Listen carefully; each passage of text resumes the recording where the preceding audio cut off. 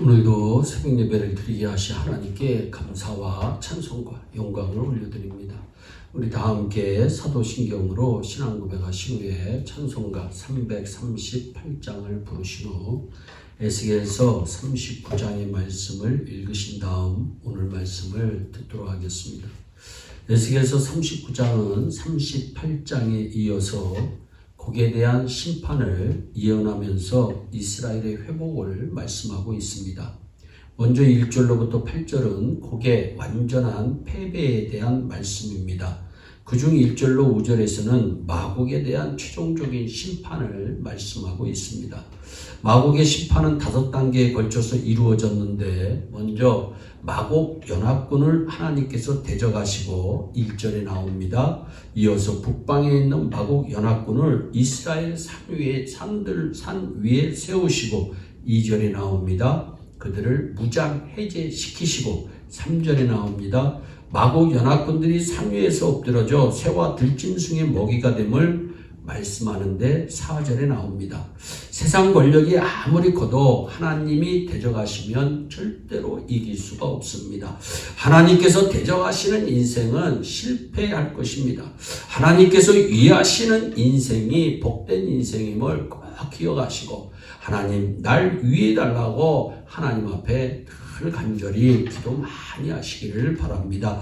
이어서 6절로 8절은 마곡의 심판을 통해 하나님의 의도에 대해서 성경은 말씀하고 있습니다. 하나님께서 마곡 연합군을 멸망시키는 목적은 1차적으로는 이스라엘 백성들에게 여호와가 유일한 하나님이심을 알게 하는 것이고 2차적으로는 이스라엘의 승리를 통하여 이방 백성들에게 여호와의 드높으신 이름을 나타내고자 하는 목적이 있습니다. 하나님께서는 이 심판을 통하여 다시 한번 이스라엘 백성들에게 참 하나님을 드러내게 하시고 이스라엘 백성들은 이전보다 더욱 여호와만을 신뢰하게 되며 열방은 하나님의 전능하심을 깨닫게 하시는 것이 목적인 것입니다. 그리고 9절로 20절은 심판 이후의 상황에 대해서 말씀하고 있어요. 그들은 무기를 빼앗길 뿐만 아니라 생명을 완전히 빼앗기고 새들과 들짐승의 먹이가 됩니다. 에스겔은 마곡의 심판을 통하여 하나님은 죄를 그냥 지나치지 아니하시고 반드시 심판하시는 분이심을 우리에게 분명히 가르치고 있습니다. 사랑하는 성도 여러분, 죄는 그냥 지나칠 수가 없습니다. 여러분, 신자는 반드시 죄는 회개해야 함을 자각해야 되는 것입니다. 깨달아야 되는 것입니다. 하나님의 형상으로 지음받은 인간은 오직 하나님만을 믿고 따를 때 행복한 삶을 영위할 수 있게 되며 하나님을 대적하는 세력들은 결국 수치를 당하게 됨을 성경은 선포하고 있음을 오늘을 사는 우리 신자들이 꼭 기억해야 할 내용이지요. 마지막 21절로 29절에서 하나님께서는 이스라엘의 미래에 대해서 말씀하고 있습니다.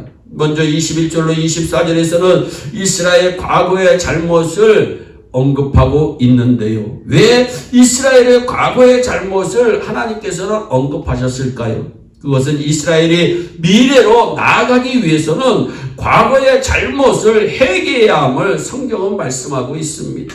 회개해야 천국이 가까워지는 것입니다.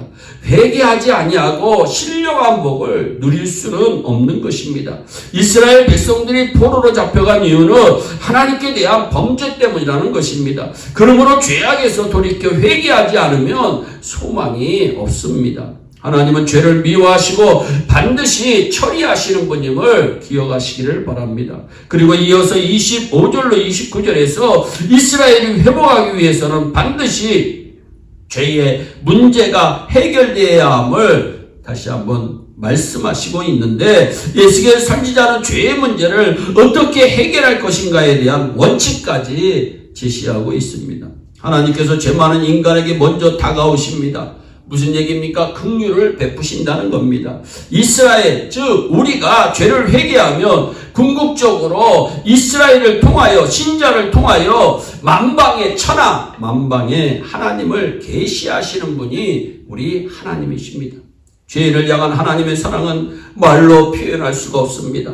다시 한번 25절을 보세요. 내가 이제 내 거룩한 이름을 위하여 열심을 내어 야곱의 사로잡힌 자를 돌아오게 하며 이스라엘 온 족속에게 긍휼을 베풀지라. 아멘. 그 이스라엘의 고향으로 돌아오는 것이나 그들이 다시금 하나님 족속으로 인정받게 된 것 모두가 나의 열심이 아닙니다. 하나님의 열심에 기인한 것임을 우리는 알아야 합니다. 내가 지금껏 사는 거 내가 잘하고 내가 똑똑해서가 아니라 하나님이 은혜 주셨기 때문에 우리가 누릴 수 있다고 하는 사실을 신자는 반드시 기억해야 합니다. 하나님께서 먼저 인간에게 긍휼을 베푸시고 사랑을 보여주셨어요. 이 같은 하나님의 열심이 결국은 독생자를 이 땅에 보내서 대속의 십자가를 지시기까지 한 원동력이었음을 믿으시기 바랍니다. 그러므로 성경은 말씀합니다. 우리가 먼저 하나님을 사랑한 것이 아니라 하나님이 먼저 죄인을 향한 긍휼과 사랑을 나타내 보이셨다고 요한일서 4장 7절로부터 10절은 우리에게 강력하게 말씀하고 있습니다. 하나님께서는 죄인 한 사람이 회개하고 돌아오는 것을 너무나도 기뻐하시고 지금도 기다리십니다.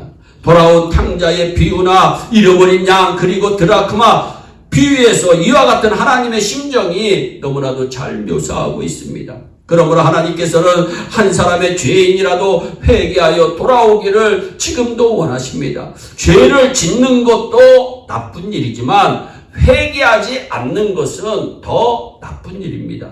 사랑의 하나님은 우리가 회개하면 용서해 주십니다. 우리가 회개하면 성령을 부어 주십니다. 성령 받아야 그 하나님의 능력으로 하나님의 뜻을 이루고 하나님께 영광을 돌리며 신자는 멋지게 이 세상을 살아갈 수가 있는 것입니다. 부족한 종을 위해서도 여러분 성령 충만함을 위하여 기도해 주시기를 바라고 함께 섬기는 이웃들을 위해서도 무엇보다 성령 충만함을 위해서 기도해 주시기를 바랍니다.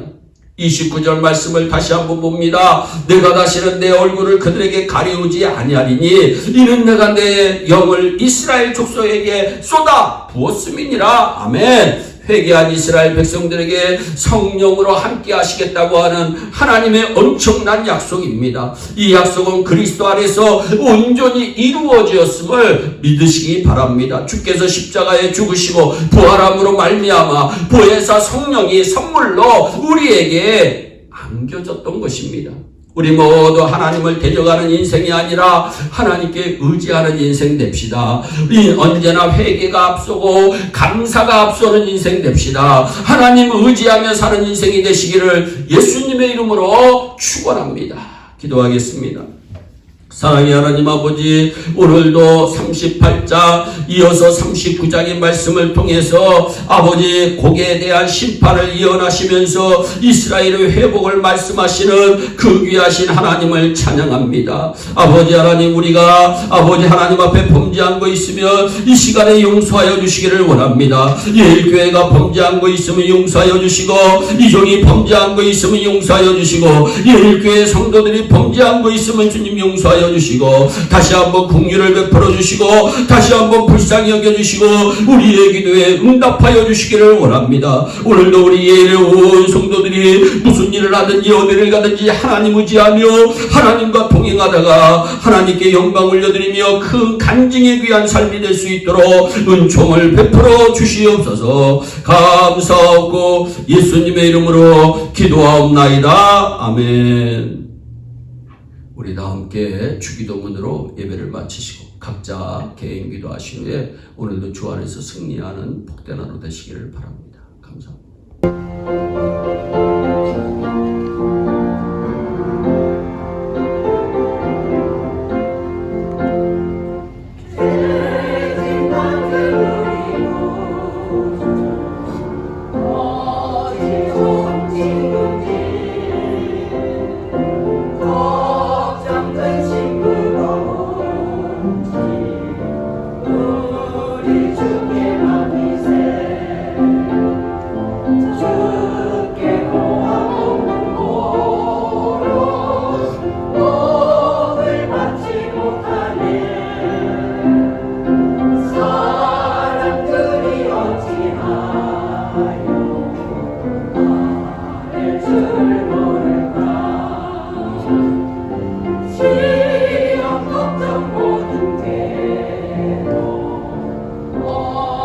사랑 누군가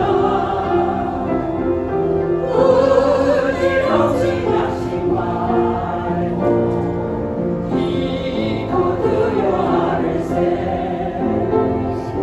이런 지치하신 친구 찾아볼 수 있을까 우리 약함하시오니 어찌 아니할까